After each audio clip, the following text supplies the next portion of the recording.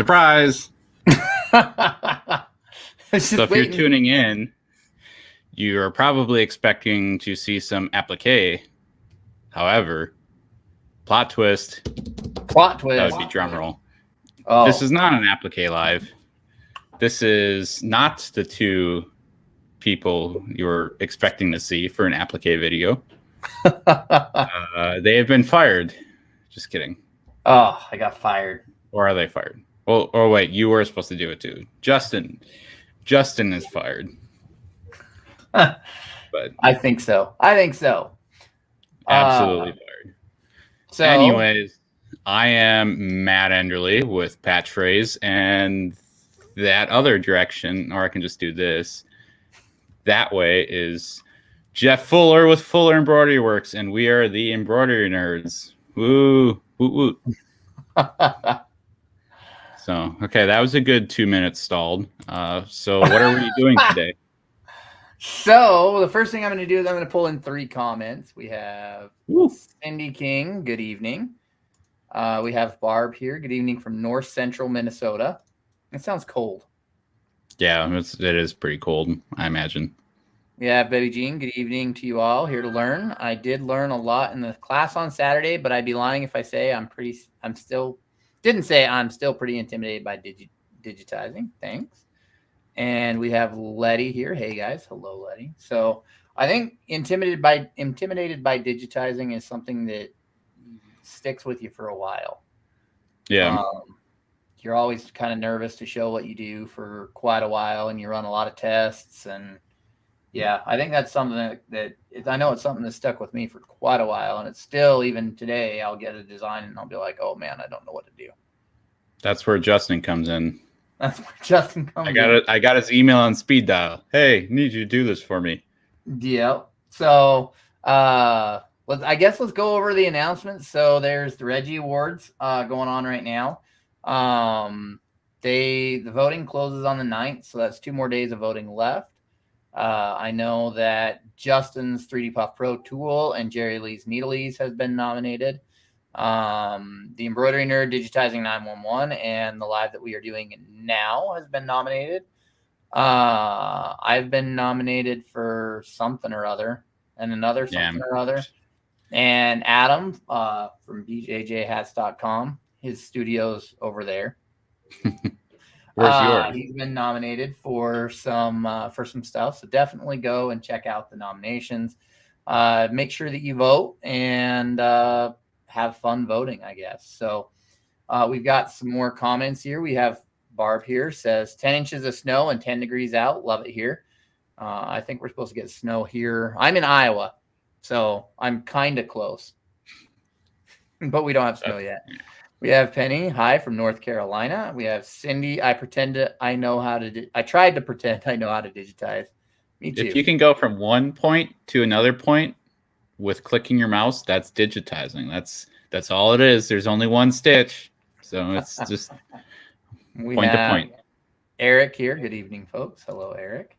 It's all the stuff that happens, after that one stitch is plotted that becomes the problem. Ty is pro digitizer.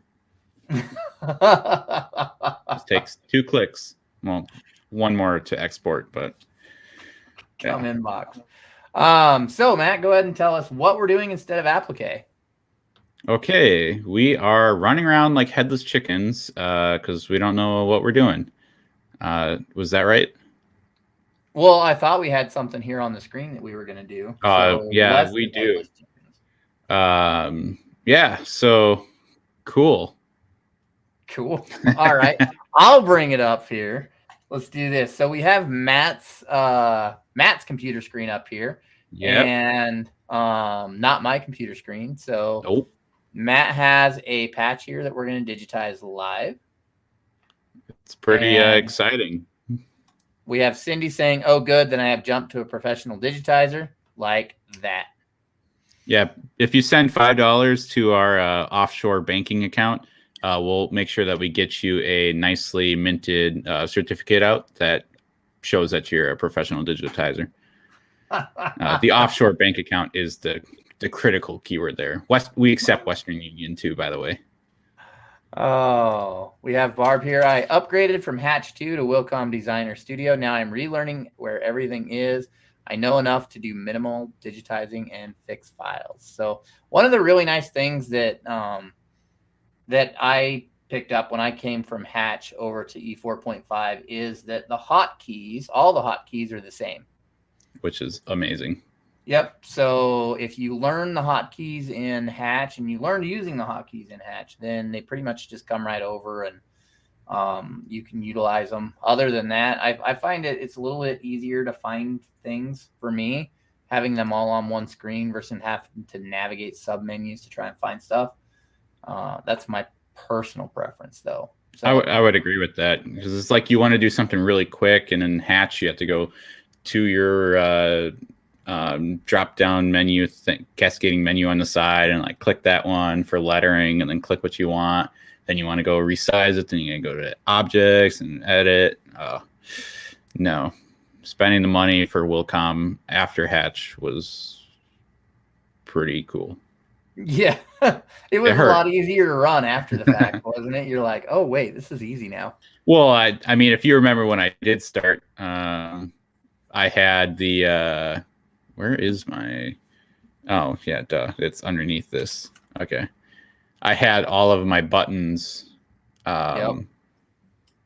like bigger and have the text under it and everything, and which helped me get into it easier.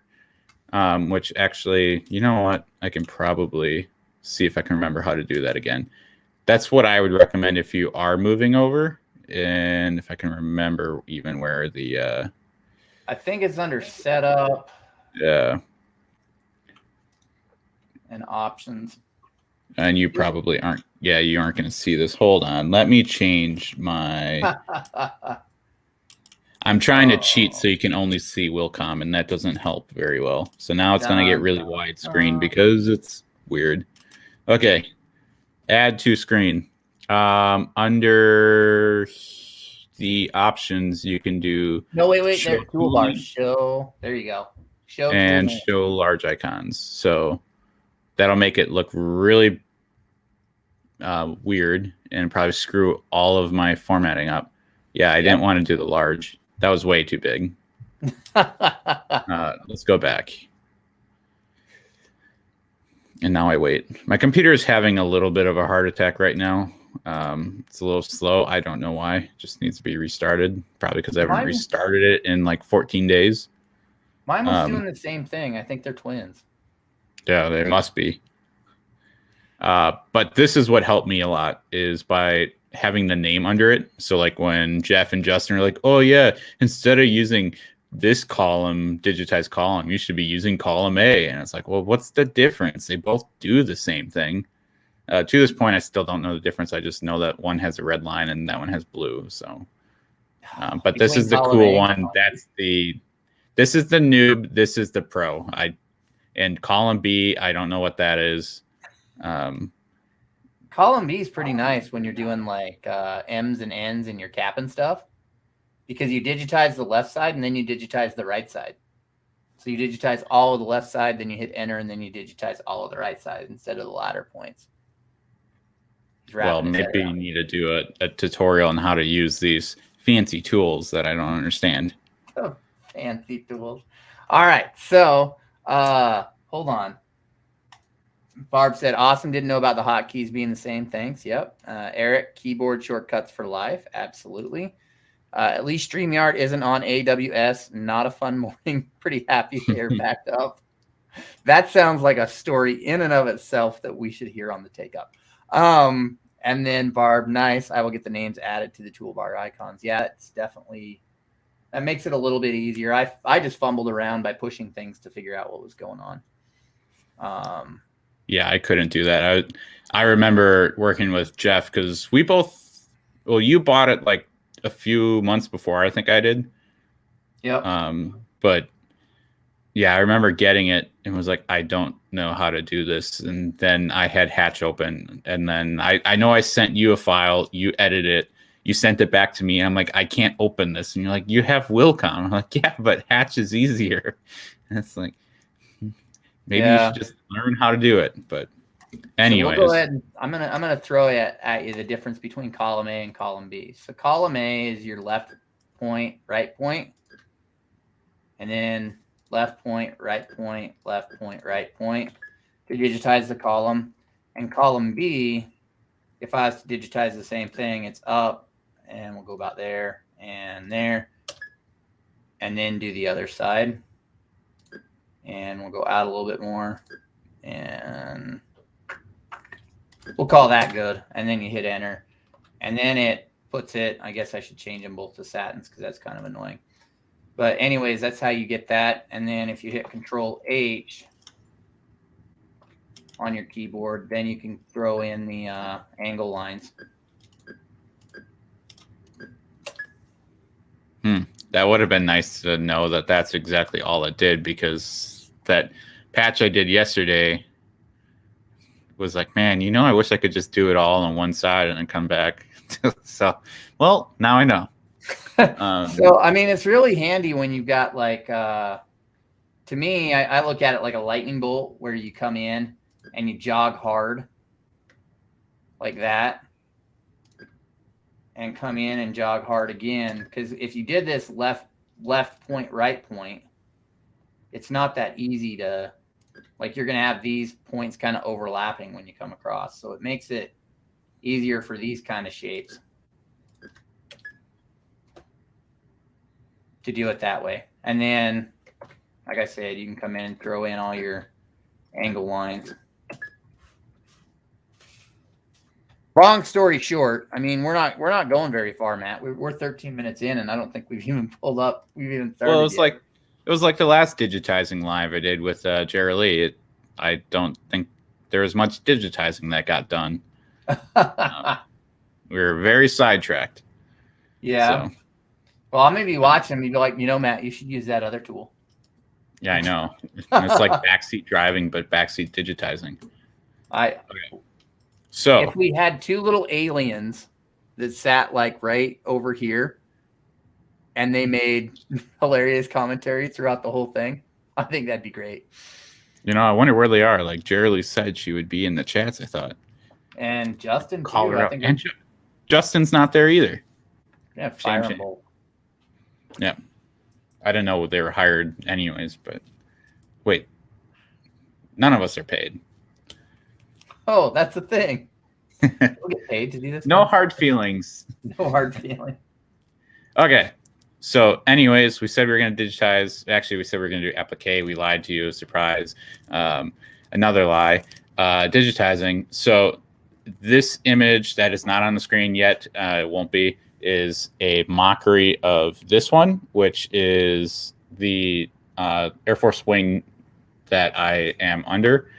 It says Vitimusomnia, which means we see all. There's a running joke that if there's a policy in place that prevents us from doing something, you just submit a waiver and you go around it, which is exactly what this patch is that we are bringing up right now. And it says waiver-osomnia. So all the waivers are ours. So that's pretty much what I'm going to be making. So I know Jeff's first comment or question is going to be, so Matt, are you going to do the blue and twill, or is it going to be 100% filled patch? Actually, that's not what I was going to ask. But let's go with that. Make it so you don't look bad on TV. Okay. We totally did not rehearse this. This is 100% raw. Yeah. This is like Maury or Jerry Springer, except without all the cool yelling. Hold on. Somebody is at the NCED training facility. So Gina says Norman, Oklahoma tonight at the NCED training facility. It's acronym, so you must know what it is. Norman County Emergency Department Training Facility. I'm going to go with that. If that's not what it is, they're wrong. Just kidding. Perfect. Okay, so Jeff's question was about the fill. So there's two ways I can do it. So like this one, the blue is just twill. So that would make it a lot cheaper and easier for me to make it, and faster is the word I was looking for. However, this one, which is the obviously you can read U.S. Air Forces in Europe, in case you couldn't read, the blue is filled. So which one am I going to do? I don't know yet. So that's exactly how this works. So this patch is actually for really me to make and sell. It's not a client submission, which is why there's the question of which way am I going to do it. It's all going to come down to how lazy am I, and how long we have stalled this actual process. We're 16 minutes in. We got this. We're doing pretty good. You think we can get to 30? No, I think we'll start having people drop off by 30. Yeah. Okay. So, anyways, okay. Frank voted. He said, "Do the easiest the hardest one." I think Frank. I think you spelled the easiest wrong. And Gina says, "Business mail training, National Center Employee Development." I got a lot of techie maintenance guys here. That's what I said. Go. Yeah. You guys can go back. Go back to YouTube and watch the recording. You'll see that's exactly what I said. And while you're there, you might as well watch some of the other live videos, and you'll be entertained for the next, I think, like 247 hours we have in lives or something. I don't know. I pulled that number out of my. Okay. I mean, we've been doing this for over 2 years, so that's 50. It's at least over 100 different shows. Yeah, and then if you count all the webinars and stuff, yeah, I don't know. Someone can do the math on that, and then Jeff will send them a nerd star, whichever side of my hat it's on. Even though we could just look it up on YouTube. The pen or pad? It's Chef's choice. Chef's choice. All right. Okay, Frank, you're not helping me out here. Although, to be honest, it wouldn't be that much harder to do. Or I can just sit here and kind of BS, or I just actually do it and be done with it quickly. Okay. Well, so I don't know. You think you're going to go quickly, but I'm going to slow you up. I promise. Oh, yeah, that'll happen. You're going to keep me honest. Okay. So here we go. So the nice thing is that I already have done many patches that are in this exact same shape. Like this one, or the other ones that are outside of my reach. So I'm already halfway done. I could just pull on the design, but obviously that doesn't help anyone here. So, Jeff, you see that comment? Which one? There's a couple. About the applique. Oh, from Carrie. Yeah, I feel kind of bad. You can break the news. Applique. We were all set to do applique too, and then Justin disappeared on us. Yeah. So Carrie, unfortunately, the applique is going to be next week, right? But if you ask questions in the comments, I'm pretty sure we'll answer them. Yeah. There is that. Jeff will. Yeah, there you go. So Jeff will answer the applique questions. Gina says, I was working on a design and using the column A. Frank says, do the full fill one first. Gina says, and I can't catch when or why the segment changes to column B. So that would be a hotkey. If it's changing randomly, it's got to be a hotkey. Barb says, I've made patches both ways. I do like the complete fill, the best for looks. Yeah, I agree. It looks a lot better. You could, I mean, you're probably going to do a light fill over blue twill, I bet. Yeah, I usually do a slightly lighter, so it's not 100% full. But I also don't really care for the non 100% fill. I just think it looks better. But anyways, okay, should we try to at least do this? Okay, so these patches are 3 inches tall. You can take my word for that, or you can pause a screenshot and measure it. But it is 3 inches tall. So that's the first thing I'm going to do. Second thing I'm going to do is the key factor that'll drive Jeff mad is if you do not go over here and right click and lock it, or you could press the K button, but now I can't move it. So step 2 is complete. Okay. Step 3 is save it. Now, luckily, I already saved it. You can never save it too often. So, and then, like we said before, I am now a digitizer. Ta-da! He was that fast. Yeah. Okay. Now, to stop wasting your time. So, let's see. So the first thing I'm going to do is evaluate the patch. And I'm going to look at looking at it right now, what is the furthest way or the most background piece, which would, in this case, be the blue fill. Since an enormous amount of viewers... Sorry, what? I thought red would be the back. Normally, I would do the blue. I mean... It wouldn't really make a difference because the way I'm going to do it is do the blue because it encompasses the whole thing, and I'm just going to end up knifing the red out. Gotcha. And then it'll be done that way. At least that's how I did it before, because I have this design somewhere. I just don't know where it is. The only thing I would have to change is the text, but that's why organization is key. But, yep.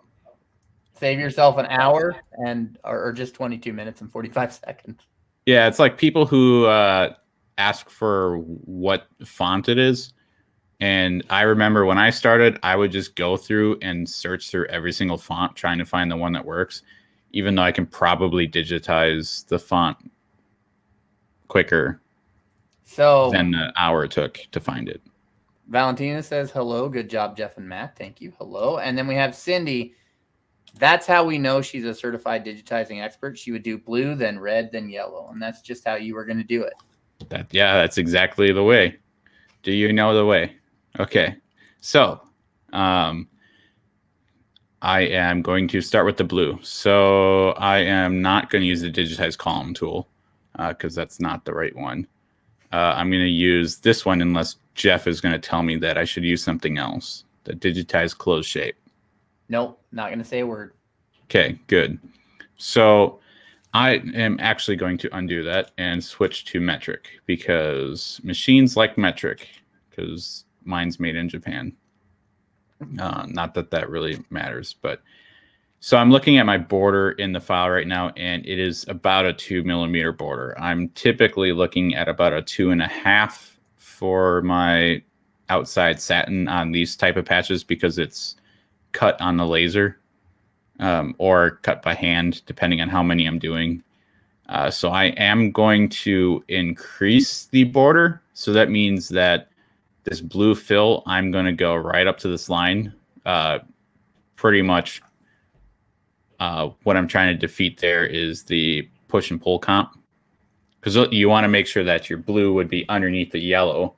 And if I did it this way, that would mean I'd have to go even further past which would put me in the dead center of a 2.5. So if that makes sense, hopefully it does. If not, keep watching.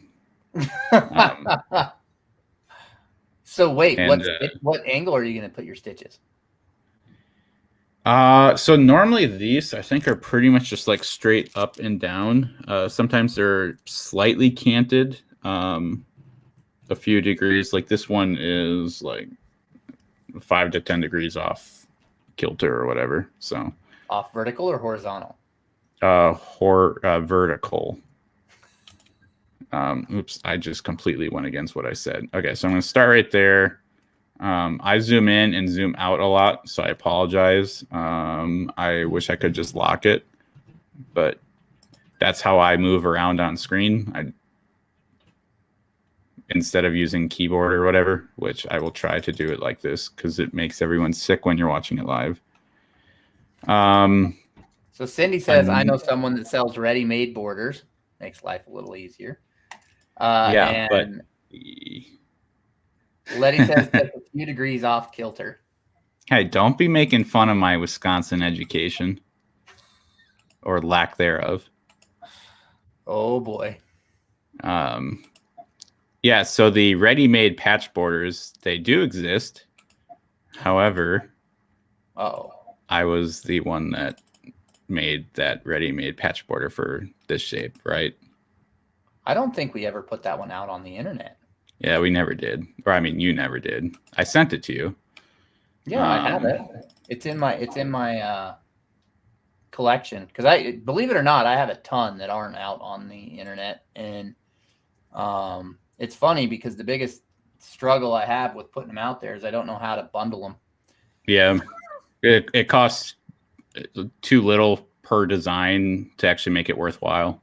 Yeah, because the credit card fees and the PayPal fees and all that stuff, it eats a lot of that off. So yeah, I actually do want to pull one. I want to pull something up. I'm going to pop my screen off. Frank says, I prefer the zoom in and out. I do the same thing. I'm constantly zooming in and out, and I have to stop myself because I'm pretty sure I could make somebody throw up at the speed I do it. Yeah, I was trying to do it slowly as well, which is why I went to the scroll bar, because it's not going to work very well.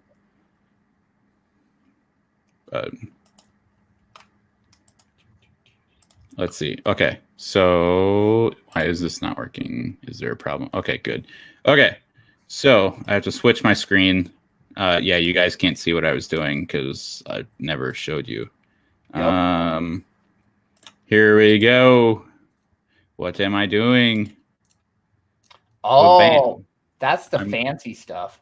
Here we go. Okay, so what thread am I going to use? So there's this lovely tool, if you haven't seen it yet, threadconverter.com. The logo may look familiar. What you can do is you can upload an image or take one from the internet, and you can figure out what thread colors. So that is exactly what I'm going to do. And yes, I know I spelled the folder name wrong because I didn't know how to spell a fake word properly. Oh, so we can't see that. Excuse me. Oh, yeah. Okay, good. Then never mind. I'm just joking. All right. So I'm going to be probably using Madeira. So now I got my image in. I'm going to get rid of these and bring in Madeira. And bring in Poly Neon. And I'm going to click on the blue, select it, and it's probably going to be ultramarine. Probably. Or not. That's Sailor a little ways. That's a little weird. Normally, I think actually Isochord is technically what's authorized, but so now I know that in Wilcom, I can put in this number and I can get a very close representation to it. I know why it's not ultramarine. It's because in Illustrator, I selected one of the random blues in it, which is not the actual Air Force approved blue color. So that's why it wasn't what I thought it would have been. Well, I mean, I think technically it's not an Air Force approved patch, is it? I mean, I'm Air Force. I approve this message. There you go. Okay, so now I loaded all of my colors from my patch in. So now I can just go through here, be like, ooh, electric red. I have that one. It's 95% correct. Yellow, daffodil. That just looks like it's spelled wrong, but. All right, Matt. This one got me. Can't you just file a waiver for that? Someone's learning. There's Cindy a waiver said, for everything. Top secret digitizing, and Frank says, made myself seasick once or twice with all the zooming. Yeah, most definitely. So at least we've got a waiver. I can make it go dark mode too, for those of you that like dark mode. But okay, cool. So I got my colors. I'm not too worried about that. I was just kind of doing a shameless self plug. Okay. Well, I've had people ask me, I don't know how to use this. Can you show me how to use this? So this is really good because now everybody, the 14 people that are here now know how to use it. Yep. It's a pretty cool app. Matt did a lot of magic on that thing, and it matches really, really close. So I use it to match my thread colors. It's my preferred way. Yeah, I use it all the time. Even though Wilcom does it internally, I mean, excluding all the biasness aside, I think mine is a little bit more accurate, just off of the algorithm. Whatever. You guys aren't here to hear nerdy talk about that algorithm. All right. It's So, hiding your anyways, post. I press the H key. I am basically changing the stitch Share angle. it, Matt. We can't see your screen. You could have brought it up. I blame you. Yeah, but I was waiting for you to be to a point that you were ready for that to happen. Okay. Either way, here it is. So I basically moved this when you guys can see it. Just made it a little bit more vertical. And I've got your shameless plug right here, Matt. The thread thing is pretty cool. It's way more accurate than my software. I appreciate it. It was a lot of work. And there's something new coming. And only Jeff and Adam and Justin, I think, have seen it because Justin accidentally saw it. Fired Justin. Yeah. Which is why he's fired. He's got to sign an NDA. Okay, cool. So we have this shape up. So the next thing we're going to work on is the red. So what am I going to do? The easiest way is to just use this lovely little knife tool because I know that I'm going to cover the seam with this yellow rippling lightning sensation. So I'm just going to come in here. Doesn't quite have to be very precise. Rudimentary is key, waivers for everything else. I mean, I don't have a government job, but I feel like I do now working on this. And do you pay taxes? Worked on it, so that's how you know it's a government job.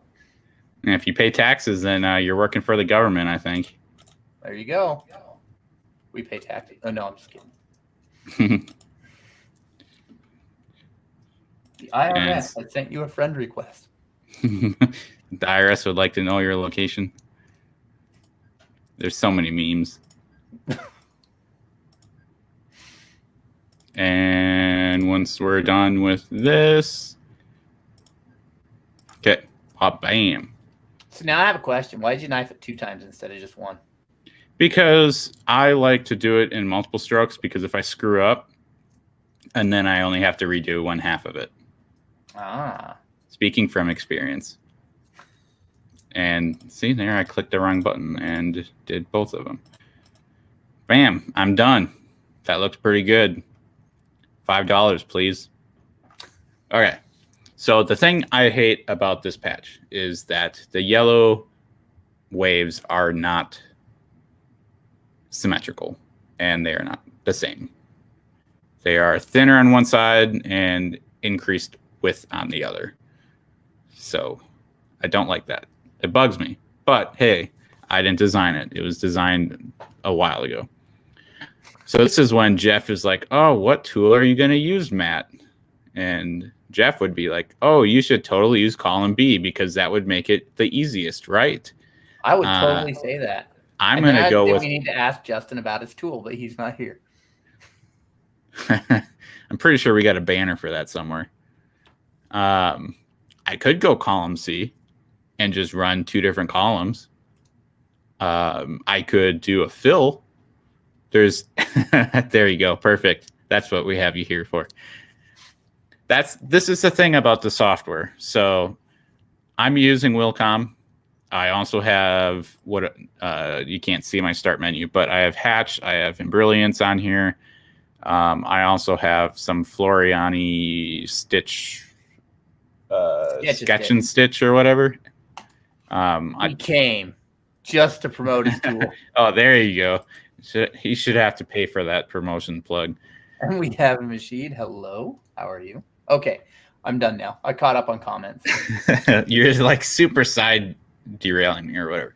So any software can do this. It's just that the software you use has different tools built in that will enable the speed of your production. So like I said, I could, heck, if I really wanted to, I could use a single run stitch and just do it all myself, which is how they used to have to do it. But to appease Jeff, I'm going to try out this column B thing, and we're going to see what this is about. So I'm going to go ahead and start right here, I think. And just like this. Mm-hmm. And unfortunately, unlike on Adobe Illustrator, where I can be like, hey, make sure that all of my clicks are going to be inline here and inline there, which is exactly how I did this there. However, I guess we could technically have imported the EPS shapes and it would actually. I think you can enable snap to grid. But then I would have to create a grid. Exactly. And who or wants I can to just create do a grid? this, and since it's, I can just get it wavered and whatever. Okay, so I'm at the end. Now what do I do? Hit enter? Hit enter and then go back to the start. Whoa. Okay, so I probably just screwed that up already. You can fix it later. I know I said I would use the scroll bar, but I lied. There's a lot of lies in this live stream. Should just call it a lie stream. I got jokes. Think we should say lie. I think we should say changed direction. There you go. The company has gone a different way. Unfortunately, you're not coming with. Okay, and now you hit enter. Nothing happened. It did. Turn on your True View. There we go. I was just kidding. Okay, cool. That was actually a lot nicer than the other times I've done it using the other non one. But something. So now, if you want, you can. If you hit Control H, you can add angle lines. Yeah, all I want is just one, like that. But this got all messed up because I screwed that up. Yeah, probably. The very first click I did. So drop an angle line right near the start and one right near the end, and then you should be good. Okay, because we will trying to turn. Whoop, what happened? I'm not quite sure. Oh, there's one there. Justin says, only thing that I don't like about input B is having to add angles after the fact. And control right click also adds angle lines. I'm going to have to fire him. Yeah, that did not add angle lines, Justin. That broke it. You're refired. What is going? Okay. I'm pushing the buttons Justin told me to, and it's not working. Yeah, it just moved everything for me. Oh, he said in node mode. Oh, well, that's not what he said first. Okay.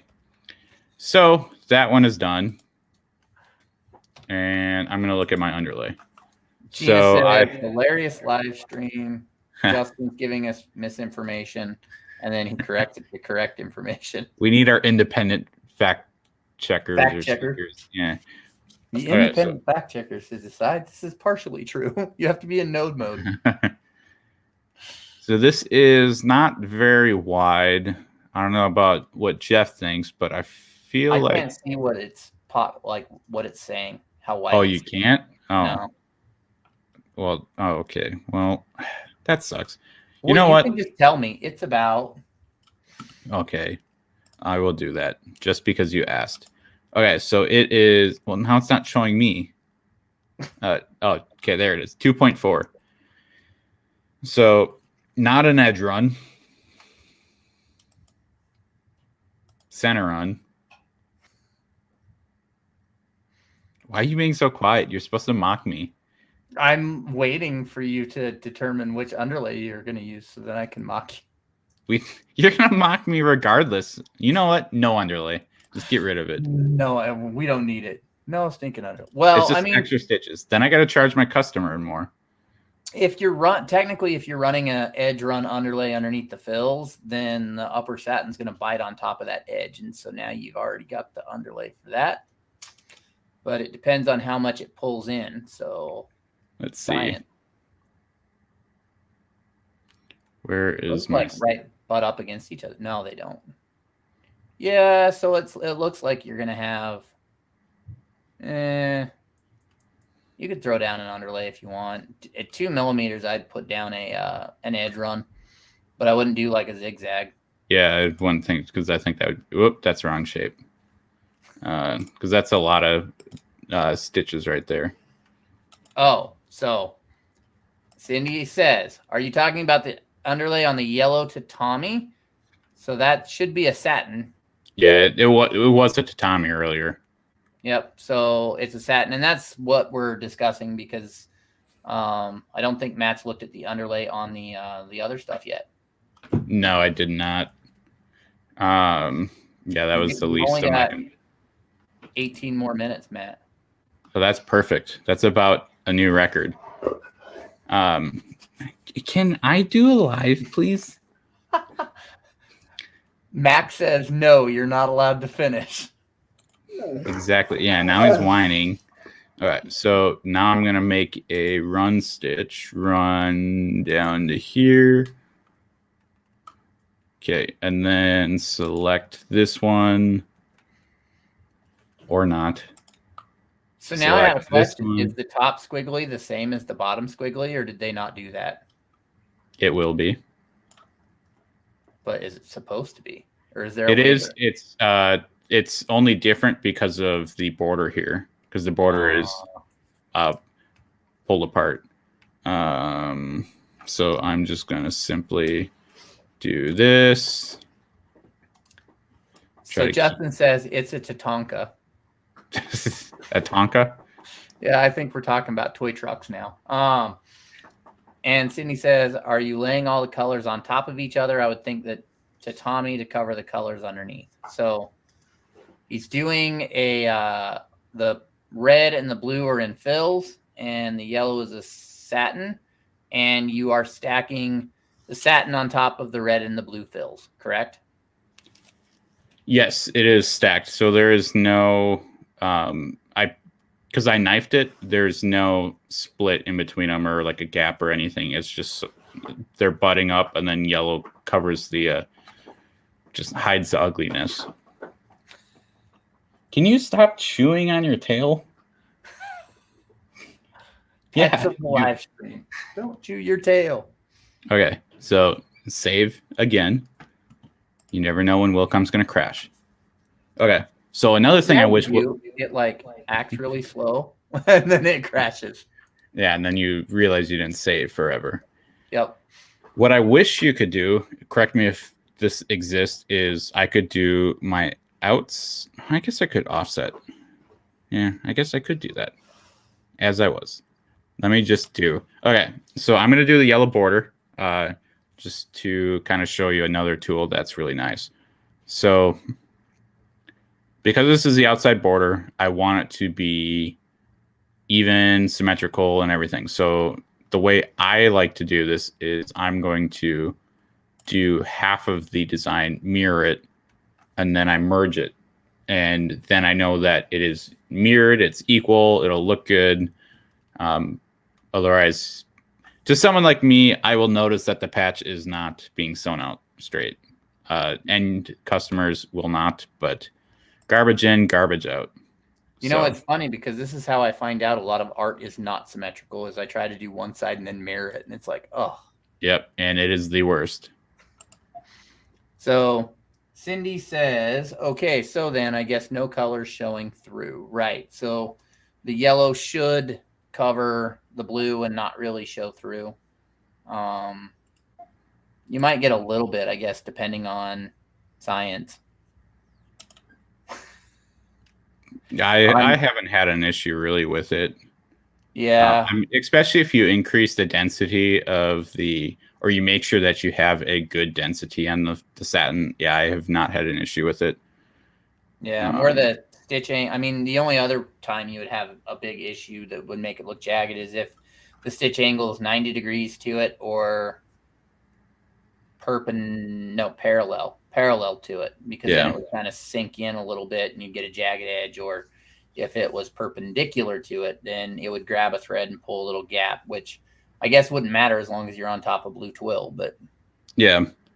All right, so like I said, I'm going to mirror this. So you may have seen me. This is my center line, this dotted. Why is my mouse grid line? Well, I have it on my screen centered, and on the video, it's like an inch off. Okay, so I think I'm on it right now. Yeah.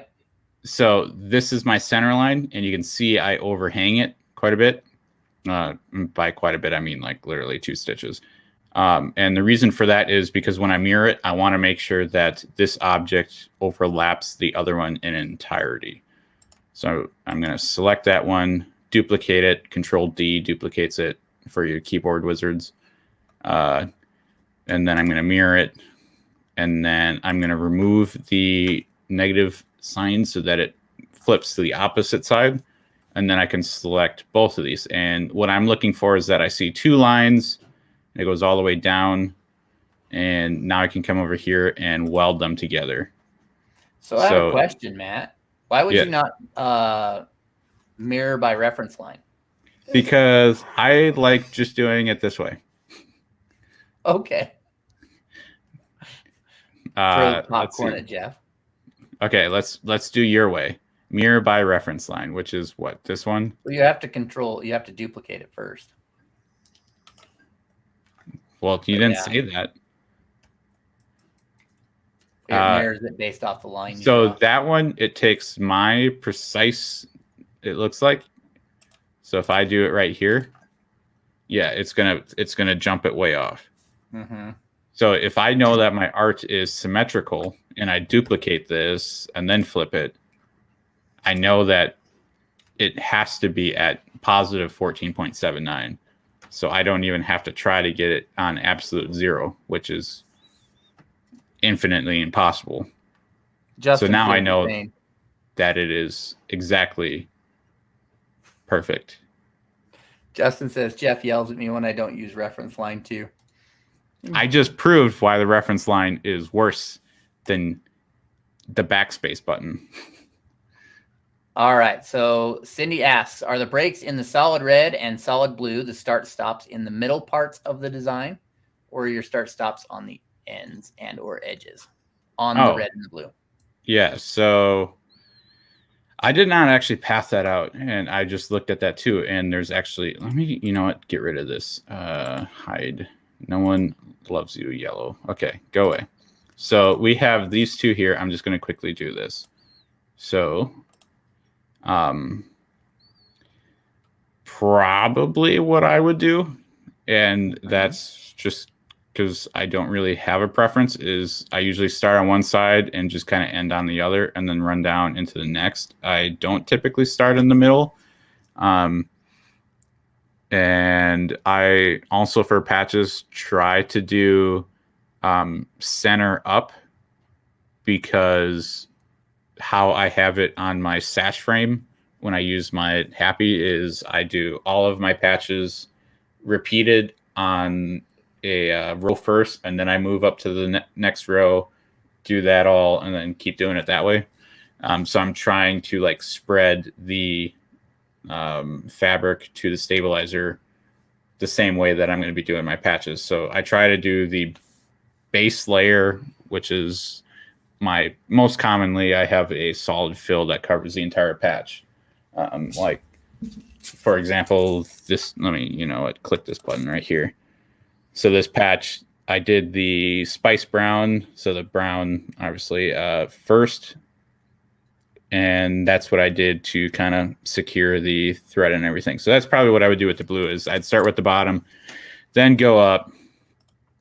And yeah, I hope that answered your question. I feel like it didn't, but I feel like it did, because like on the screen right now, because you haven't pathed it yet, you can see the end line. And when you path it and move it, you're not going to see that. Yeah, we're going to go ahead and do that right meow. Okay. So I'm going to change that, or do this. Oop, I just said I would do bottom to top, and I'm already lying again. Okay, so here we go. And then that one is going to end there as well. And then I can move it to wherever I want. And again, like you can see it on screen, but from every single patch that I've done, I've never noticed this actual line in the sew out, unless if my tensions were off. And usually that's because the tensions are loose and it gets loopy, and that's it. Yeah. Or if your stabilizer is not tacked down right and it pushes it in together, and so the fabric will lift up right there. But usually you don't see that with patches because it's twill and a really stable material. Correct. Unless if you have something like the Fabric Wholesale Direct where it's super, super flimsy. But again, with a good stabilizer, you don't really have a problem with that. And then what I found for the super loose stuff is once I have the entire patch design done, I'll do like a 2mm entire offset, and that'll be my first thing. And that just extra secures the stabilizer and the twill, and I don't have any problems with that. Because that was one of the issues I had when I first started doing them. When I'm doing one in a hoop at a time. When I'm doing the sash frame, I use adhesive. But when I'm only hooping one regular, you guys know what an embroidered hoop looks like. I don't know. I need to grab one. When I'm just doing one like 120 or 150mm hoop, I will not use adhesive spray.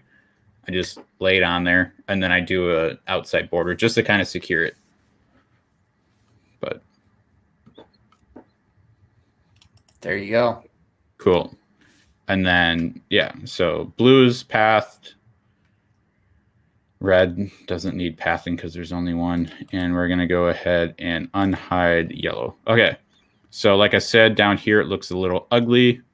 I'm going to go ahead, I'm going to get rid of my artwork so you can actually see it better.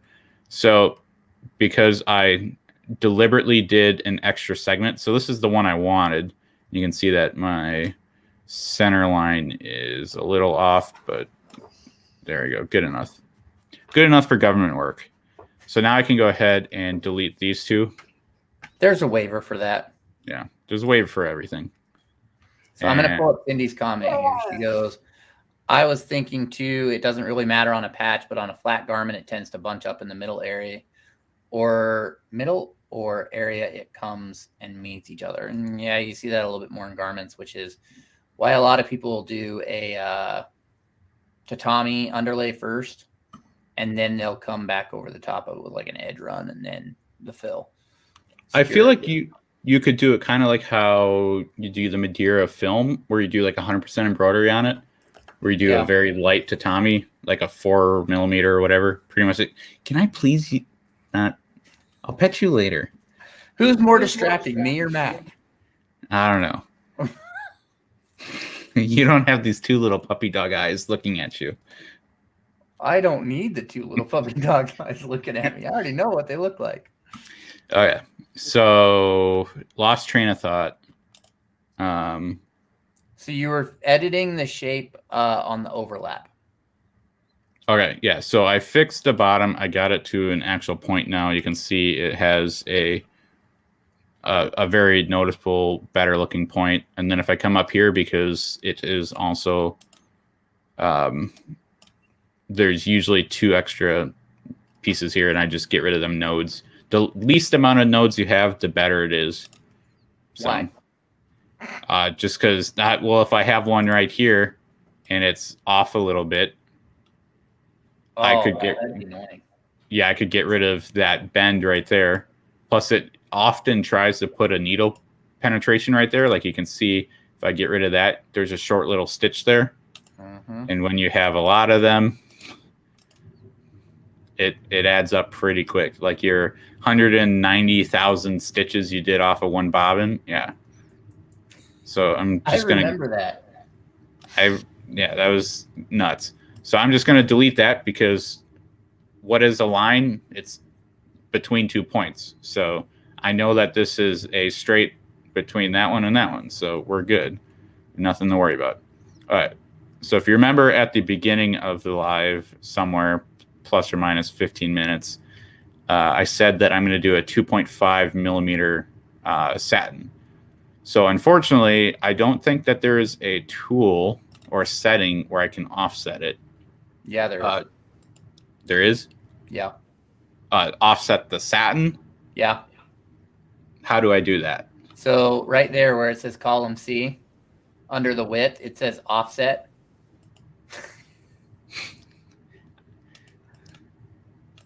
And then you offset it a percentage to one side or the other. 100. That broke it. What if I do that one 100? There you go. Boom. But. Okay, well, then that's one way of doing it. Okay, so we're going to do 2.5. That looks a little thick, but we're going to leave it.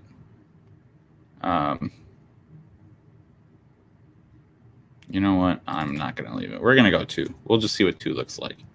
I lied. 2. That looks closer. That looks better. Okay, cool. So that's the hard part. That's a lie. That's the easy part. So I'm not worried about that pathing. So this is actually done technically wrong. I just covered up where I need to go. So I need to do the scroll. Trying to remember how I did this in the past. I mean, I could just pull up the logo or the file. Oh, the scrolly fancy thing on the side? Yeah. Mm. I can cheat. So here you go. So you can actually see that I have this line right here. Yep. That's actually my laser cut line, I'm pretty sure, because I got lazy and just cut them out with the laser. But that's pretty much what I would do for a single patch on a small frame where I'm not adhesive spraying it, except it would be twice the distance. So here you can see, this is what I was trying to show. So I do the outside piece right. The mouse cursor is going to bug me nuts that it's like offset. All right, so I'm going to do this one, and then I do a run over to the, can I like just start the player at the stitch? I mean, technically you probably can. I don't know where my tool bar is, but whatever. Hide others. Okay, so doing that one, then I do that, and I bet I end up over here. Nope.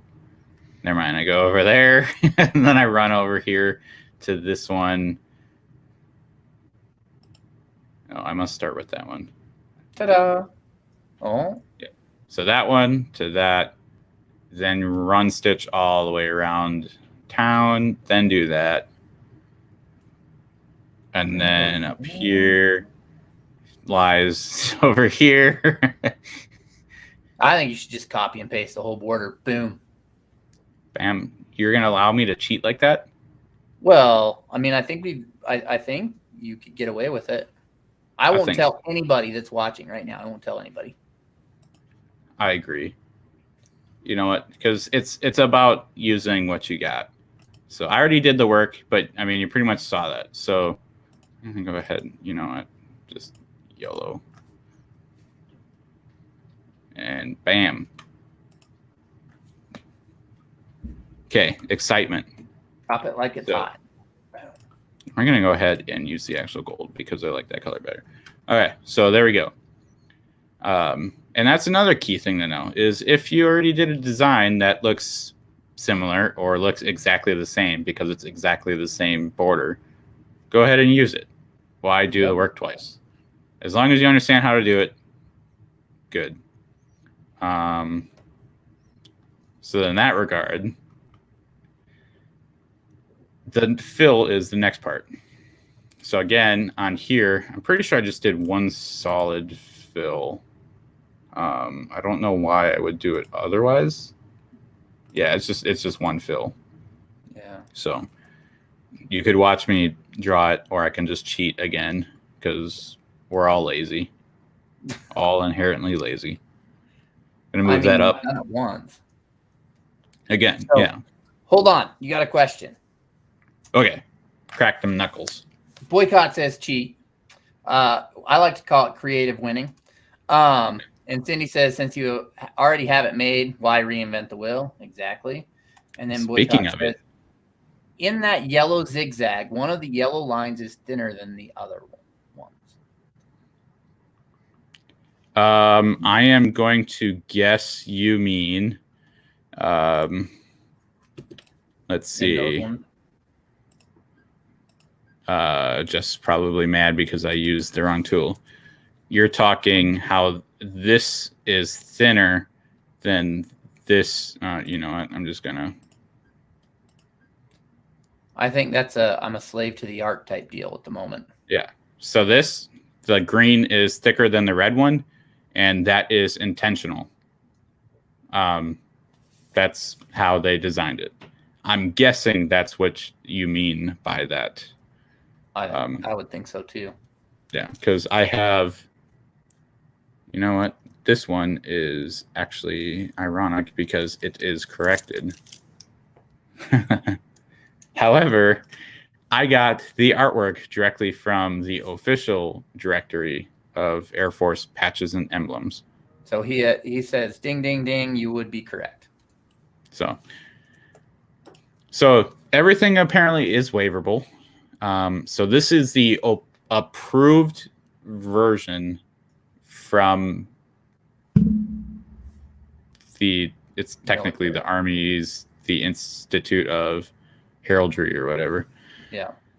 Even though the patch I have that I was issued is different. So whatever. They got a waiver. Yeah, I guess everything is. So I'm going to go ahead, save it again. So now the hard part, the text.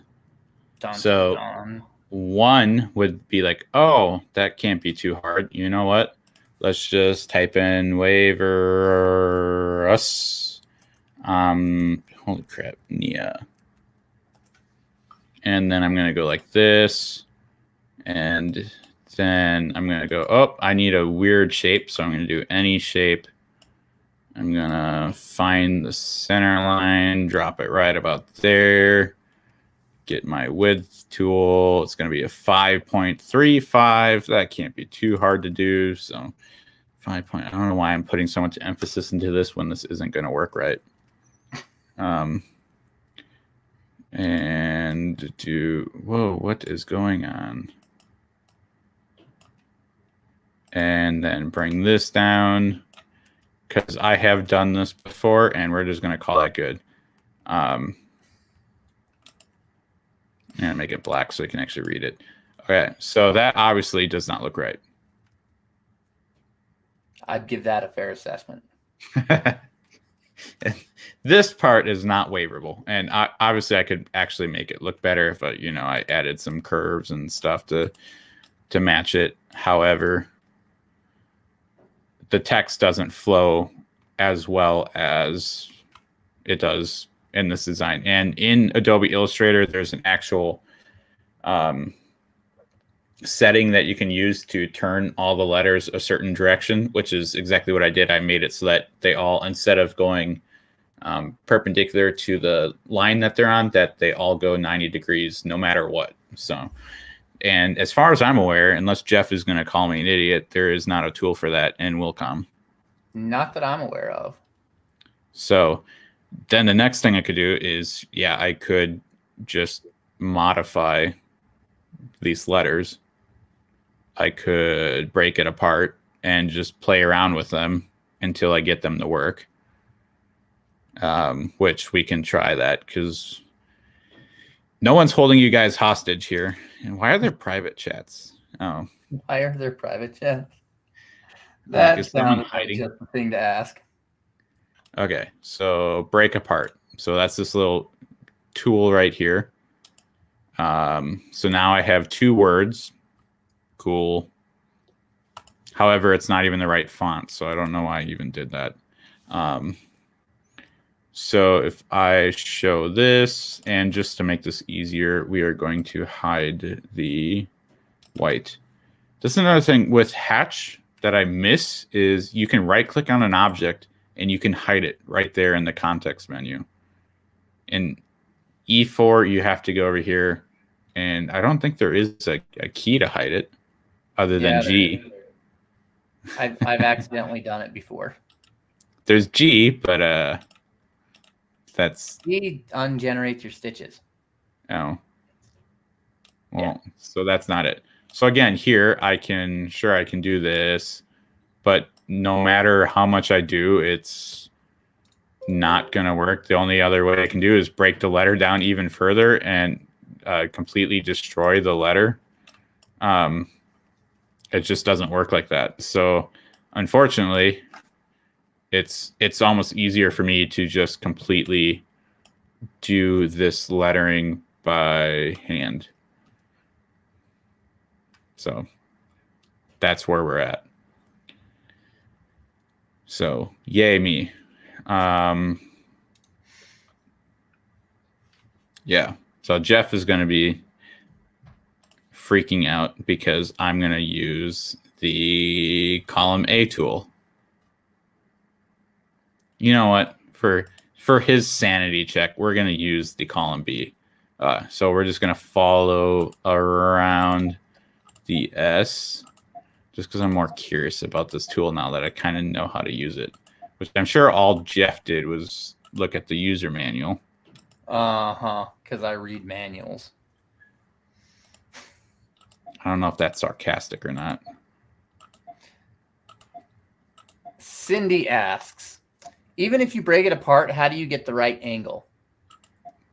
Okay, I will show that again once I finish frustrating myself with this. I hate fonts. I think everyone does. It's like a, okay, that was And not. Now hold on, hit Control H and draw your angle lines. And then you're yeah, that's right. And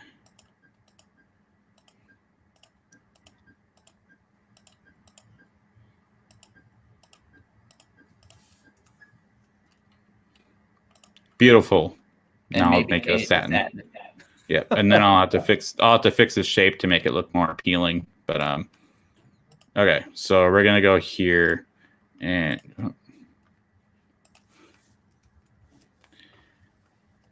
not insert symbol. Create text. Okay, so we got Cindy here. Okay, cool. So I break it apart once. That splits the word into the letters. So now I have individual letters. And then again, like I said, if I break it apart again, now if I actually break it apart, now I can actually manipulate this. So that's too far. So you want to move or reorient letters. So if you click on an object once, you're going to get these little pull squares. So this one is a solid black fill. I guess zooming in, you can't see it anymore. So right where my cursor is now pointing for you guys, there's a little dot here. No, that is not a speck of dirt on your screen. That is the pull bar. So if I go ahead and click on the object once more, it is now a I don't know why I keep zooming in because you can't see it any bigger. If I click on it, I can now rotate. So Cindy asked, what did you say about Control H? Control H is how you... It's the add stitch. Stitch. Yeah. So, and of course you can't see that either. So if you hover over a tool in Willcom, and I'm pretty sure most software, they have tooltips. So I'm hovering over the stitch angle tool right now, which is right, where is it? Right here for you.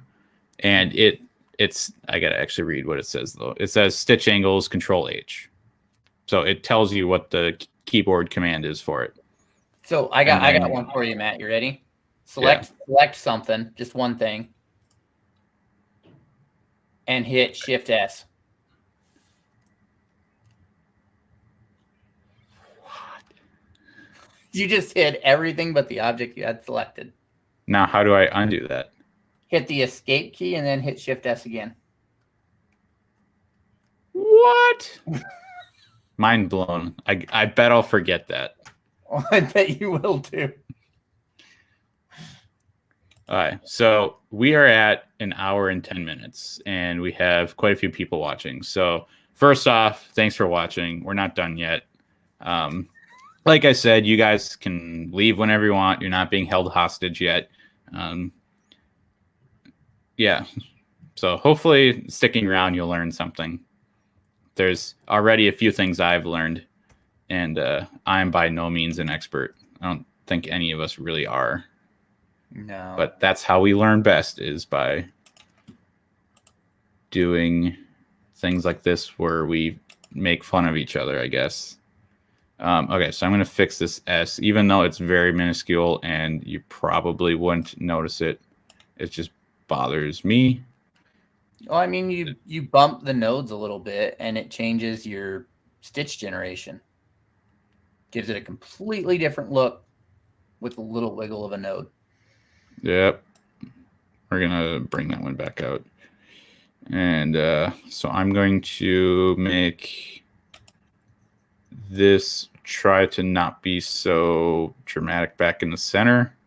Same with this one here, because I know that it's going to try to pull more, because I know my machine is going to add a 0.2 pull comp onto it because it's a satin, and that would probably close that gap up pretty much. So I'm just going to make sure that it's pretty good like that. Cindy says, yes, I know what you mean on the dark black squares and the outline ones. She says, or use the arrows at the top bar to go back. So undo. And Barb says, don't forget to hit the like button, Matt. Yep. Unfortunately, I don't got one here. So I guess you guys will have to do that. Hit the like, the subscribe, the follow. The bell icon. On YouTube, it's the bell, right? Did you know that 53% of our views on YouTube are by people who aren't subscribed to the Nerd channel? That is interesting. So that means there's a lot of people who don't get notifications that we're going live. And you can either get really insightful live videos or you can get this. So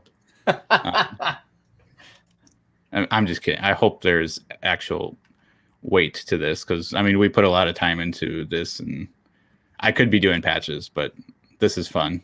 So good thing there was a webinar, Saturday, on how to do small text, big text, good text. So now I know. Justin's here, right? He was. I don't know if he's here. So this is a pretty small letter. We know it's a 5.3. When I measured it before, it's a very precise number. I don't know where that number came from, but that's what it is. So because it's small, we're going to go with a double tatami for the first underlay, and for the I can't. No. Center run. That's what I do. And I was just going to say, I want to see the live video of you stitching this out if you're doing a double tatami underlay. Yeah, not to mention that it's already on a tatami with a underlay. Yeah. Yep. Okay. Yeah. So, jokes aside, I'm going to use a center run. That's what I found works pretty well for this. I don't want to give away. You know what? Wilcom needs to add one. I do have beer in the hallway though, but it's only Coors Light. So sorry, which is why it's in the hallway and not the fridge. Yeah, and I don't want to give away all of Justin's secrets for the webinar, so guess you gotta go. Secrets? Yeah, well, they were secrets, and then he gave them away. I don't know if we have a banner here for it, but right here. Well, bam. Yeah. There you go. Click that link into your address bar, and then click go. and then, even though I don't think any browsers anymore even have the go button, unless you're using like Netscape or something yet. We're still on MySpace. I mean, it still exists. Okay. So anyways, so next letter, normally you do center out, if I'm not mistaken, which is actually why I started with the S. I'm going to run up this way, and then I'll do Omnia. Most cases you'd probably do if it was software generated, say what I tried first would have worked. It would have done the U to the W, and then S, and then trim, and then the O to the A, which is just stupid. It doesn't think ahead. So that's why we'll never be replaced by software. Yeah, pretty much. I mean, the Turing test. Cindy says, I do appreciate these special class times. And the best part is they're free. Okay. You know what? I'm actually starting to like this column B tool. I know when I first started using it, I use it a lot on text. And that's actually where it seems like this is working pretty well. Actually, there's one there already. You know what? Let's YOLO it and go all the way down across. Okay. I hate the word YOLO, but I keep using it. Because I'm around a ton of like 18 to 20-year-olds, and I have to teach them, and I just been absorbing all of their useless jargon that they talk about. I'm acting like I'm 20 years older than them, even though I'm only like, yeah, we're just going to end it there.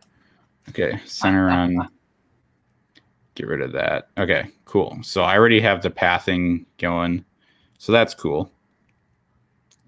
Ew, now the letter R. There's so many objects and shapes to it. We're just going to skip that one and go to E.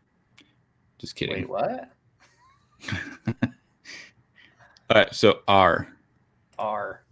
The Cindy most says, I favorite- like free. It helps my budget. I Yep. think we all do. Free is nice, but it's never free to everyone. That is true. It always costs somebody something. So we're going to do it like this, I think. And then that's going to push it out that way. You know, I should probably just set my default Settings. to that. I would think that'd be a good idea. Yeah, I know you really hate it when I don't. Eh. And get rid of that. I personally, my favorite thing is to digitize an object, then have to go back and change all the settings to the settings I want instead of applying default settings, which I could also have just done is right click. Make properties current. Or not. Well, there it is. Okay, make properties current. I don't know why it was disabled before. All right, so now I got that. And, you know, why didn't you show me this tool earlier? What do you mean, why didn't I? Y'all were making fun of me for using it. So now we've turned you into a believer. Now we just have to get Justin. Just gotta kidnap them, put a free Wilcom digitizing elements on the side of a van and drive up and won't even think about it. So, hold on. Boycott watch. I'm pretty sure this is Fred. He says, yeah, it is. Can you make your preferences the default? So you can select. I missed a stitch there. Let me fix this before I forget. Okay. You know what? Let's get rid of this one. We'll just let it automatically do it. I'll end up fixing that anyways. So let's say you are doing. So I'm just going to do this real quick. Okay, so that's a ugly satin block, and so is that. This one I want to be tatami, and we're going to change the color so that you can follow along better. Okay. Now, let's say I'm going to be doing a checkers board, and I'm doing it in an efficient way. So I'm going to be manually digitizing all these blocks.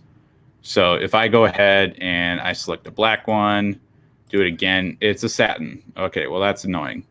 So I can right click on this one and I can do make properties current.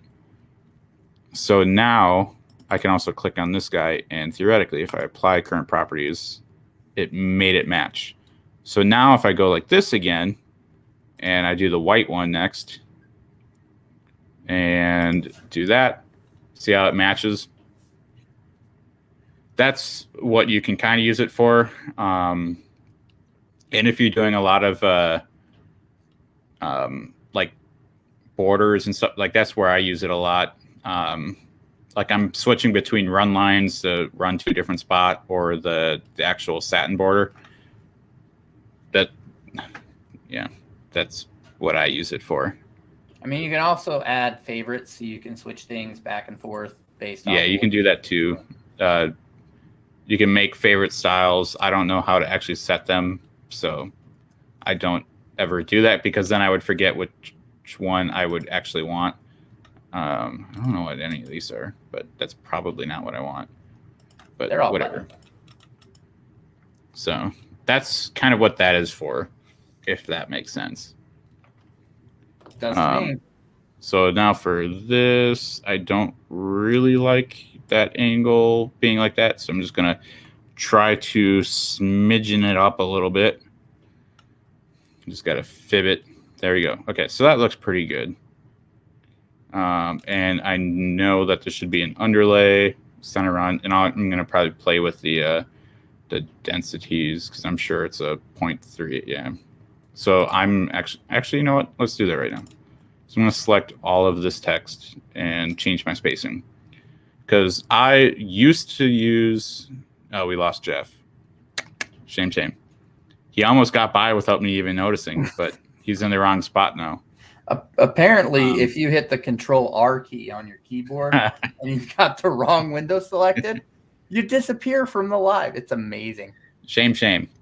All right, so I don't typically use 60 weight thread anymore, just because I hate having to rethread my machine all the time. So I found what works for me with a lot of deliberation with Jeff over fonts is opening up my stitch density.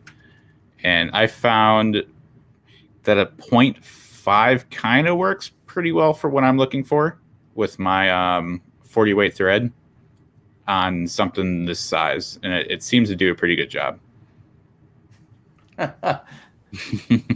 Justin says, I keep hitting Control R and you're still there, Jeff.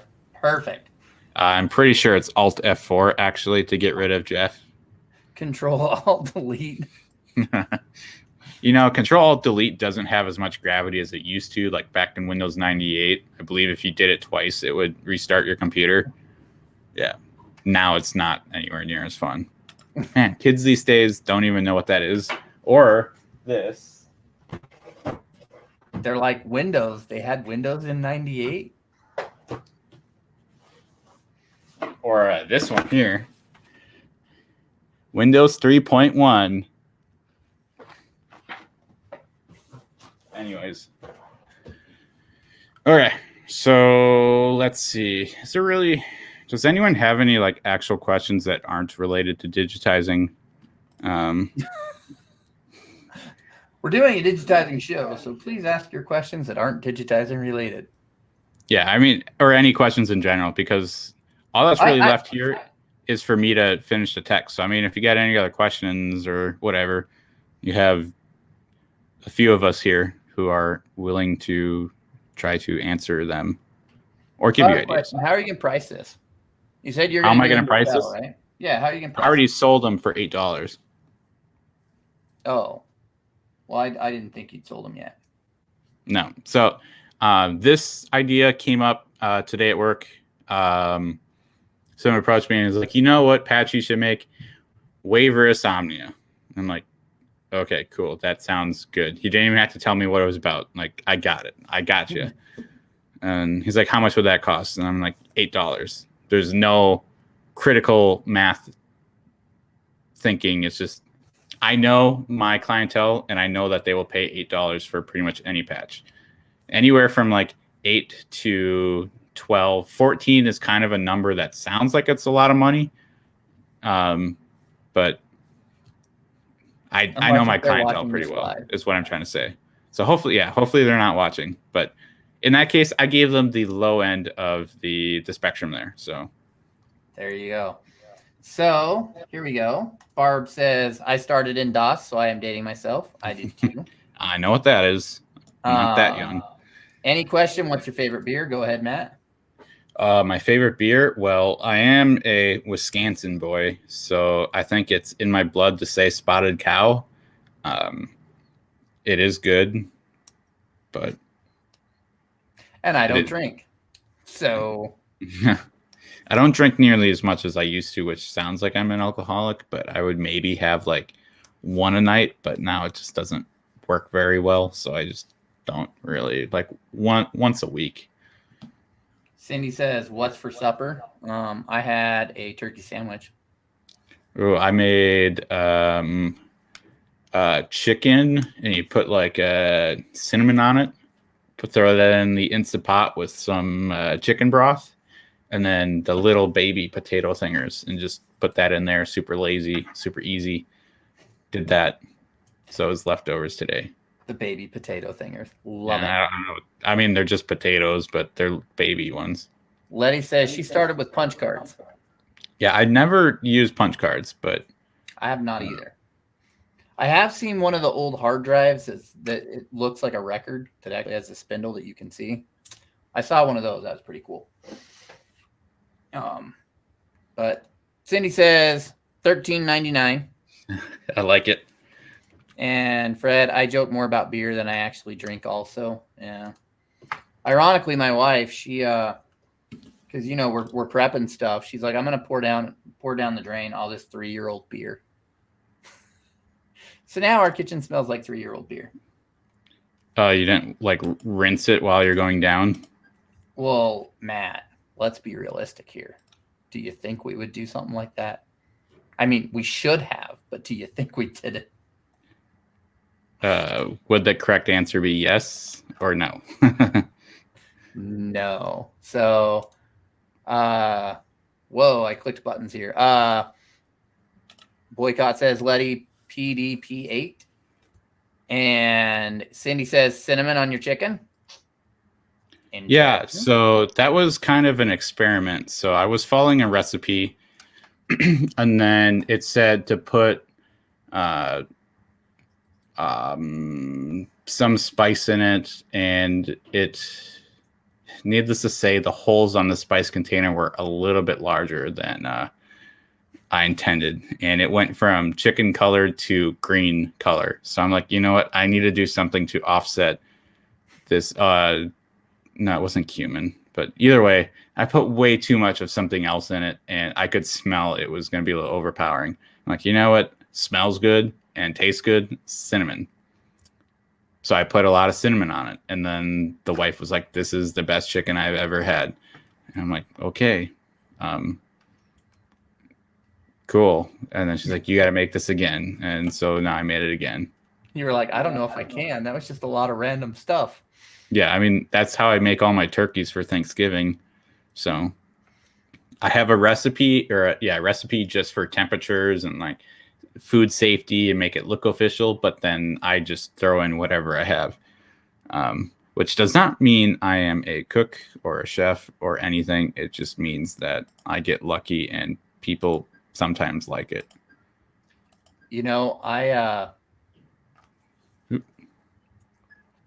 The first time I cooked for my wife, food poisoning.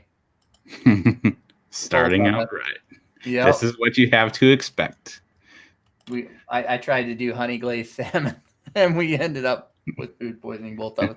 I don't think I left it in the oven long enough, but I mean, it tasted good the first time. The rest of the night, not so much. So Letty says easy beef tips and noodles for dinner. Barb says, I remember punch cards and punch tape. I did my Cobalt final many years ago and had it on a punch tape. Ooh. There was someone else that did Cobalt programming, I'm pretty sure, in the group. I think so. I'm not that old. As much as I like to think I'm an old fart, we had the, what was it, 8.5-inch floppies or 7, the big wide ones. But that's about it. So Cindy says, I have been cooking for a long time, never heard of cinnamon or chicken or cinnamon on chicken or turkey. I'm like gobble gobble or cluck cluck. Yeah. Never. Letty, I have a degree in Cobalt 2. And I had a feeling it was Letty. I just didn't want to offend you if I said the wrong person. There you go. And she says, thank goodness I don't have to use it now. Yeah, I know that there's like the government is like hiring pretty much anyone that can actually use Cobalt because they don't know how to update to something more modern. However, I've never actually programmed in Cobalt, so I don't know. Yeah. Actually, I'm going to split that up. You're going to split it up? I think so.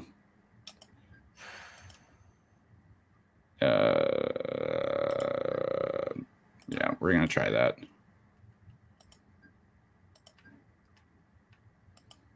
I concur. I think that'll look better than having a weird satin peak. Okay, cool. Yeah, maybe I don't know what I would even really use Cobalt for. It would be interesting to try it out, but I did show Jeff and Justin a new project idea that I have. But no, I remember that. So Fred says, I learned COBOL in college, then went to systems. And where do I apply, or where do I get those government jobs? So I mean, I have sounds like gloating. The only place that I've looked for government jobs is like USA, or Clearance USA or something, security clearance jobs or clearance jobs, something. And they have a ton of like positions for that on there. I know one of my relatives has a computer science degree, and he was looking on there. He doesn't have a security clearance, but if you apply for a job on there, oftentimes they would end up getting you one. So that was just a easy way of finding jobs that use Cobalt, because most likely if it's Cobalt, you're probably dealing with some sort of like finance system or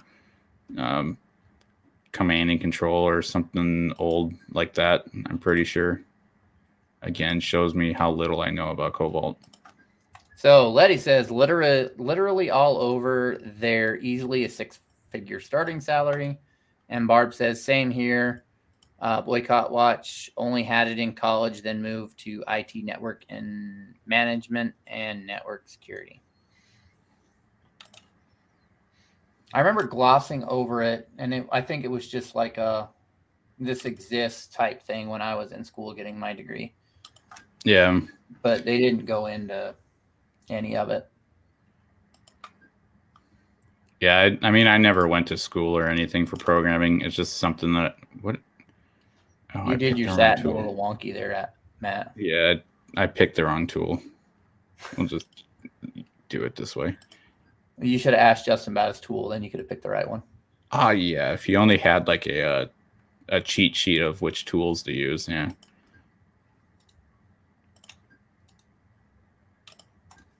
I don't know if the 3D Puff Pro would really help me in this case.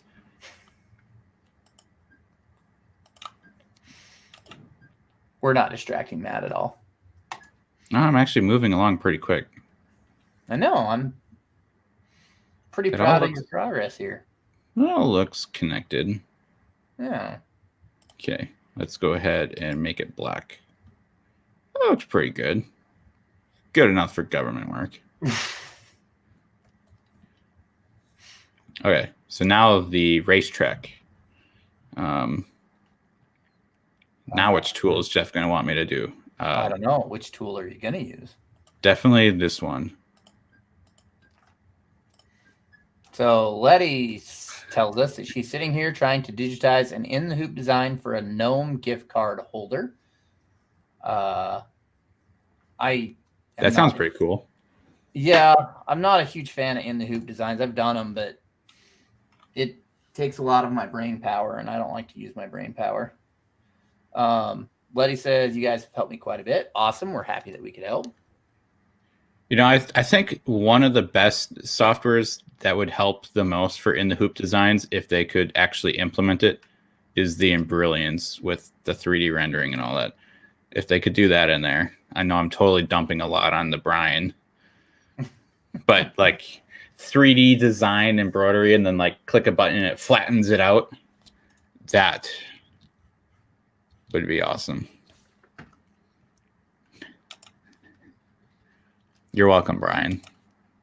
Everyone should go over there and just be like, I want this. Matt said that it was possible. Oh.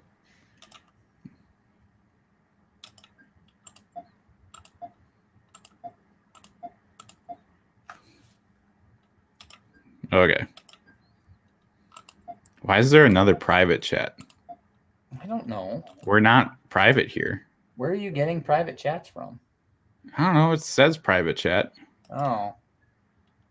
I'm not going to go click on it. I don't know what it is. Because you'd lose your position. Yeah. And I'm actually somewhat getting work done. Which actually reminds me, I'm supposed to fly tomorrow, so I should probably go to bed. Oh, it's only 8:36. That's not that bad. Keep forgetting we're doing lives earlier. See, it's funny because I watch you, and you use the column B tool now for all the letters that I use it for. For lettering, it actually makes a lot of sense. And Cindy says those do look really nice. There you go. See, I'll use it because you can do like the left side of the M, or the left side of the bar on the M and the cap in one shot with the column B tool. And have you pushed save, Matt? I have my left hand on the keyboard, so I just do Control S every now and then.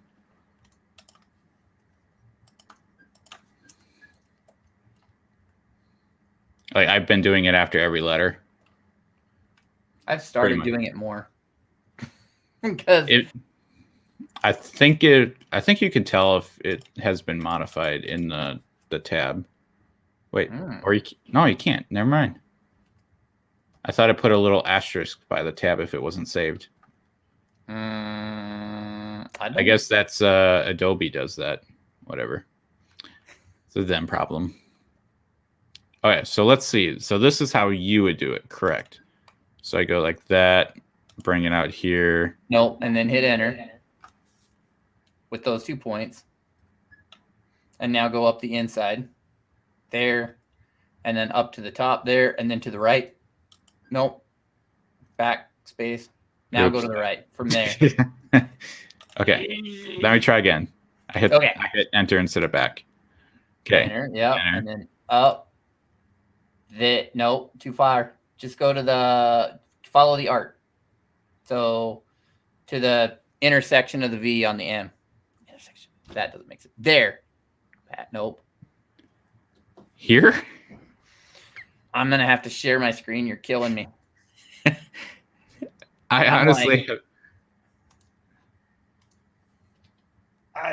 gotta get it. All right. So if we have an M, and not that one, but create text. There we go. And I'm just going to make it vector for now. So if you wanted to do it in one shot, you would start here and go up like that and hit enter. And then the other side, you would go here, there, over to the right, there. What?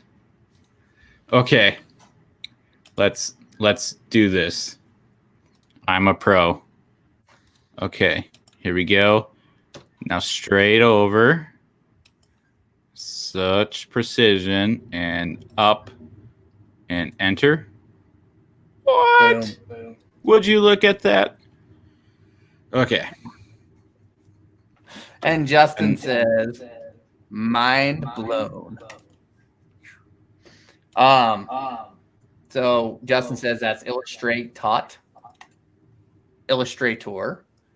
Blake says regarding good enough for government work, I worked at NASA. Nothing was close enough. Smiley face. And then Barb says, when I first started, we had a novel server and DOS-based accounting program, then moved into the Windows servers and eventually to the virtual in the cloud. I retired a year ago early. It's called a Novell, by the way. Probably. And Justin's mind's still blown. Okay, let's see. So you do the same thing here, right? So like that, like that, then like that, and then enter. What? And then you would start here. Yeah, because you wouldn't start at the bottom. And then there, and then enter, and then there, there, there, then enter. And then, because it's going to push, and then like that, and that. Whoa. Mind is absolutely blown. Good thing before the stream, I used some Super 77 and sprayed my hat to my head. You think I'm joking? I did actually pretend to do that before the stream. You can actually ask Jeff. He saw it. It was kind of amusing. I chuckled. I did not actually, though. I like my hair. So here we go. So Barb says novel. Yep. Novell, but Novell. And Gina says cool. So when I was in high school, we were still running Novell net users or whatever for having all the user accounts. And then we migrated over to Windows, and that was one of the things that I helped do when I was in my freshman year, and that was fun. Things like that. Man, this is too much. Oh boy. I am. Oh no, like that. Okay, like that. There we go. It takes some getting used to. Oop, that wasn't the right way. This way. Okay, I'm learning the Jeff Fuller masterclass. I don't know about that. On these letters, I don't think you'd need to do it. But if you're capping something of the higher letter, you know, a larger letter size, it can be pretty nice. You can achieve a few smaller objects.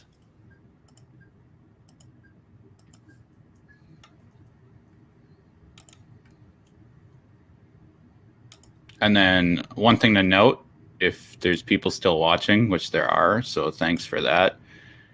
Since I already ran my travel stitch here, I can actually eliminate my because I'm doing a underlay, a center run, and I already just ran the center run to get there, so I could technically get rid of it. Jeff looks like he disagrees, and because he disagrees, I'm gonna uncheck it.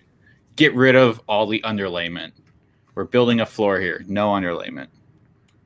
I don't know what I selected, but okay. I was bobbleheading it. We got this. Okay, so last shape. Save because I had a weird deja vu that Wilcom was about to crash. Oop, wrong way. Okay, so that way, and then this. Barb likes the way you were building the small lettering. I appreciate it because I don't feel like I am definitely proing this up. This is definitely, yeah, we're going to go with that. And I think I am going to change the stitch angle of this right here a little bit to make it fill in, and that stitch, brain fart. So that stitch is going like that. I think that's what I want. And then one more down here. Oop.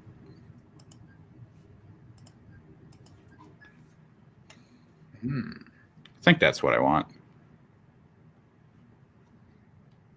Because that'll says I'm going to have to try that style of doing lettering when I'm at my computer.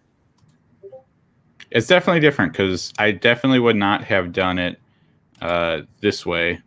And actually, if you go over to the W over here, I did not do that. So I could stitch it out this way and see what it looks like. However, I'm probably actually going to redo it then because I think that way I feel like it'll register better because I am no longer having the two fills try to like compete with each other. It's one is already established and one is just simply laying on top of it.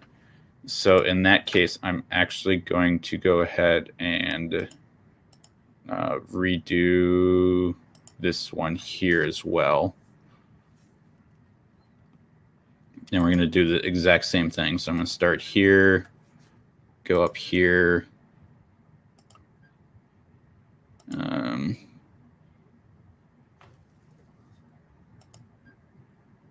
Something ain't right. Oh, I never hit enter. Well, you're using the column A tool anyways, so. Oh, I like that one better. That might be part of the problem.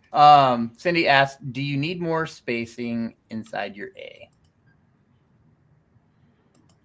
I need to look at it. So this one I did modify a little bit. Drop your crossbar.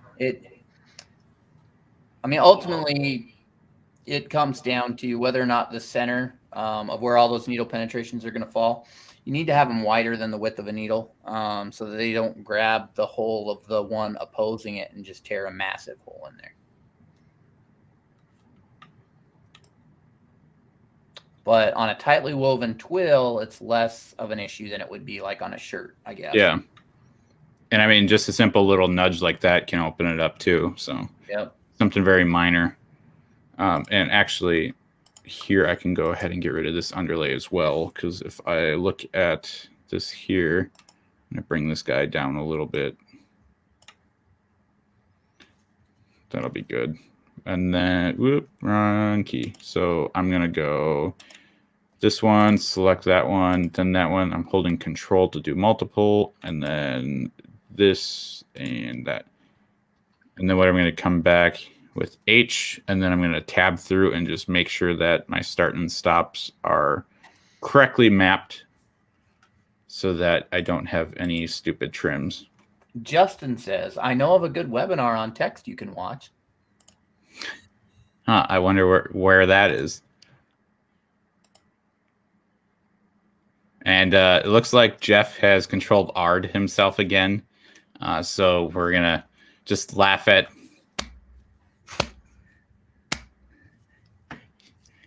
Fool me once, shame on you. Fool me twice, shame on you. Right? Yeah, there you go. I didn't hit the refresh button this time. I hit the back button on my mouse. Like, where'd Matt go? Yeah, that's where I went. Nowhere. You went. I mean, between the two of us, you've been more consistently in this live the whole time than I have. All right, so this one. I do like this way now. It actually makes sense because before, when I did try, there was the one font I tried doing where I was doing each of these. So I would do this. Unfortunately, yeah, you can't. This bothers me that the cursor is off. I know why. It's just annoying. But I would do the bar first, and then I would cap it, or I would struggle with, okay, so bar, cap, but then I'm going to do another bar that's going to overlap it, and it's going to look weird. And yeah, it's like doing a bunch of hockey sticks, and somehow it manages to come out fine. So Justin says I'm refreshing. I think you broke Justin. And Fred says, instead of Control R, try Control R. We're all pirates here. Okay, we're not. We buy all our software. At least I hope we do. You know, when you do that, when you finish that and you scroll out, I thought, bum bum, like Windows used to do. Oh boy. Okay, and this one I'm going to change the angle a little bit too because I don't like it being exactly, and it's going to do this stupid. Yeah, I don't know why you're offset.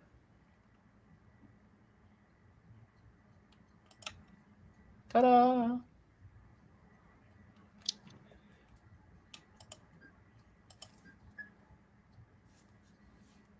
And this one a little bit too.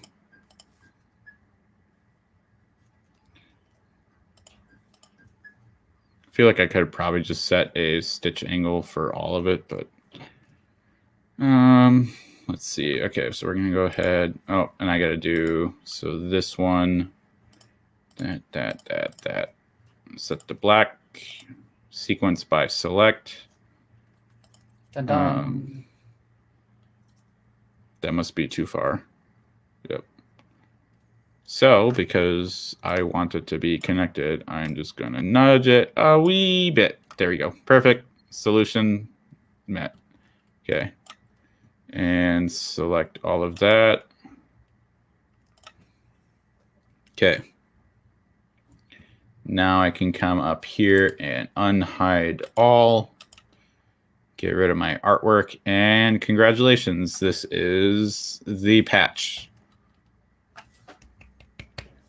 Party popper time.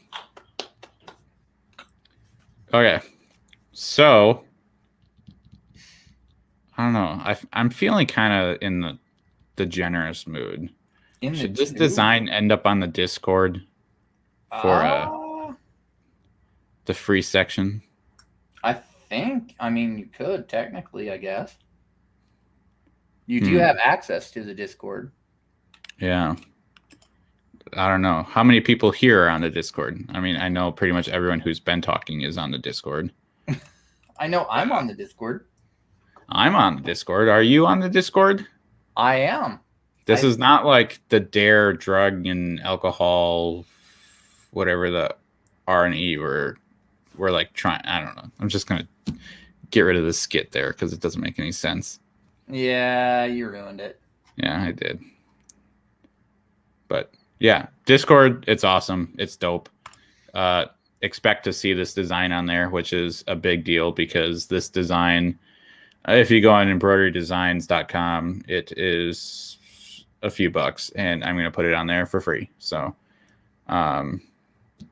if you're part of the Discord, keep your eyes open. And if you're not part of the Discord, please join the Discord by going to embnerd.com/Discord. Yeah, there you go. Yep. Right there.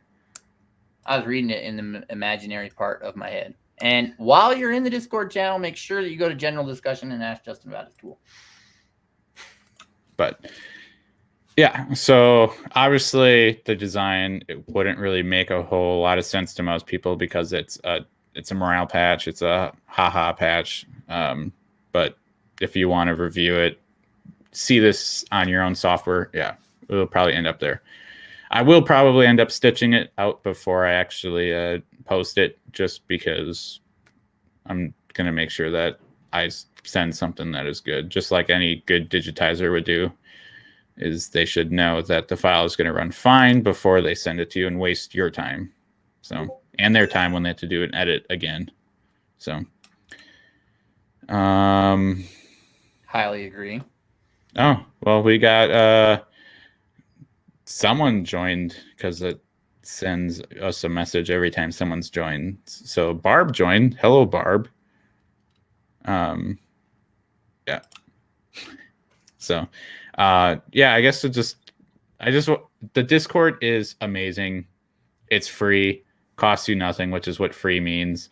When Facebook goes down or they lose their lawsuit and fold, Discord is awesome because it's a lot more personal instead of, on Facebook where you're a little bit more organized or you have to kind of formalize what you're trying to say. Discord, it's pretty much us just shooting the shit, as you would call it.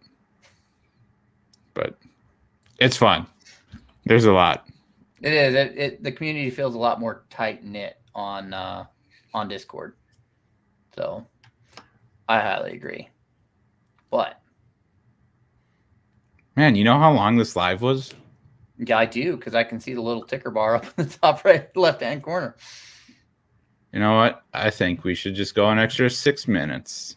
Ooh. Well, and then we might as well go 30. There you go. I mean, you could go and you could run through the announcements, Matt.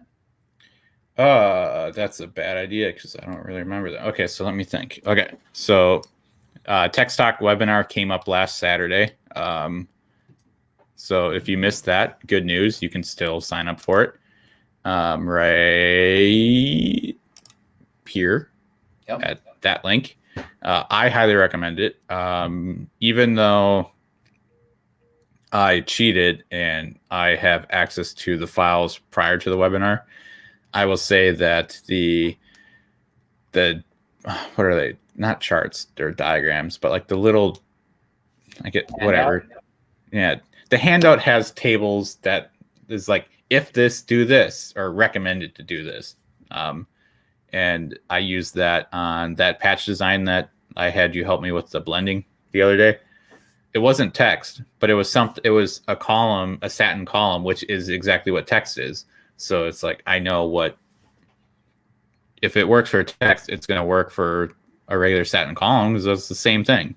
So yeah. I was able to apply it to other things than just text, if that makes sense.